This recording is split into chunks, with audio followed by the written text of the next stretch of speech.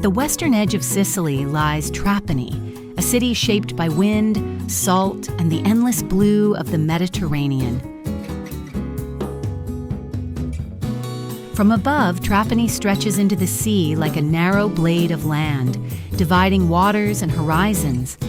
Its historic center unfolds along the coastline, where streets, churches, and palaces carry the marks of Phoenician, Roman, and Spanish civilizations.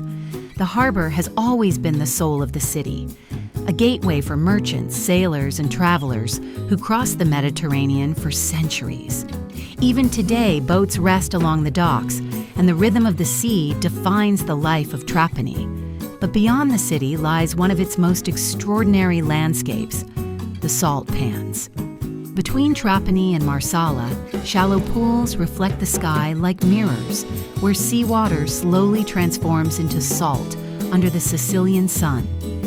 Windmills rise among the basins, once used to grind and collect the salt, creating a scene that feels suspended in time.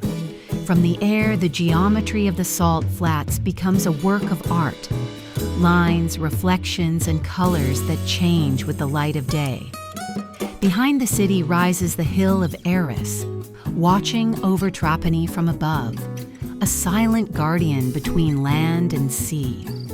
At sunset, this landscape reaches its most magical moment. The salt pans turn pink and gold, the sea darkens into deep blue, and the sky reflects endlessly across the water.